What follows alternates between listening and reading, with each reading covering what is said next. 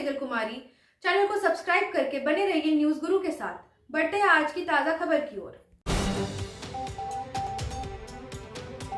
ECL के open cast खदान में गिरते कोयले के नीचे दबकर एक युवक की मौत। ये घटना ईसीएल के कुलुस्टोरिया एरिया के नॉर्थ सियारसोल खुली खदान पर घटित हुई।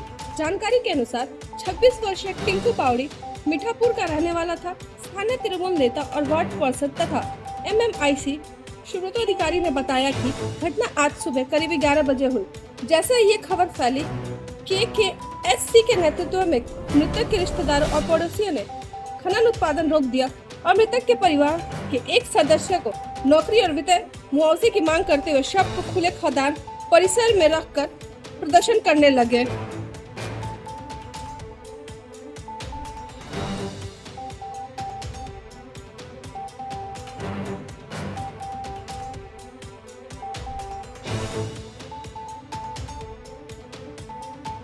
এখানে আমাদের গ্রামে টিঙ্কু বাউরি কোনো কারণবশত ওসিপি সাইড দিয়ে যাতায়াত করছিল, সেখানে পা ফসলে পড়ে যায়, পাথর চাপা পড়ে মারা গেছে। মানে আপনারা কি চাইছেন? আমরা তার ক্ষতিপূরণ চাইছি। ইসিএল কর্তৃপক্ষ কি বলেছে? ইসিএল কর্তৃপক্ষ বলেছে 1 লাখ টাকা ক্ষতিপূরণ দেওয়া হবে।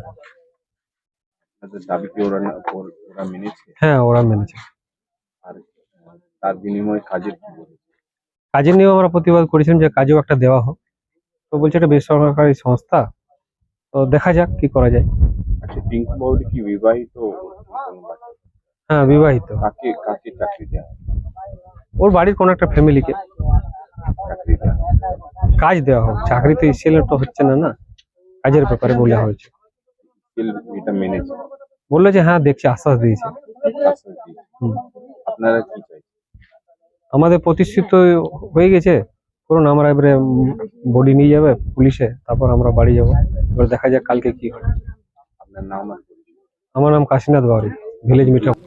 আজ সকালে 11টার সময় আজকে আমাদের এই সামনে মিঠাপুরের একজন নাম হচ্ছে টিঙ্কু বাউরি, সে এখানে আসে কোনো কাজ করার জন্য এখানে। তো হঠাৎ তার এতে চায় পড়ে যায়, কয়লা চায়, এবং সে তৎক্ষণাৎ সে মারা যায়। তারপর তার পরিবারের লোকরা এবং পাড়ার লোকরা খবর পেয়ে এখানে আসে, এবং আসার পর আমাদের স্থানীয় যারা আমাদের ট্রেড ইউনিয়ন যারা আছেন, আমাদের লালটু মাঝি, আমাদের শিবরাম যারা আছে, তারা খবর পায়, তারা আসে, এবং আমিও খবর পেয়ে এলাম।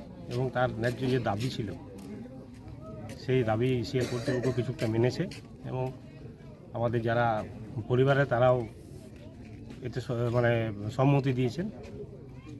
এটাই আজকে 1 লাখ টাকা দেওয়া হয়েছে, আর একটা কোনো কর্মসংস্থানের জন্য বলা হয়েছে।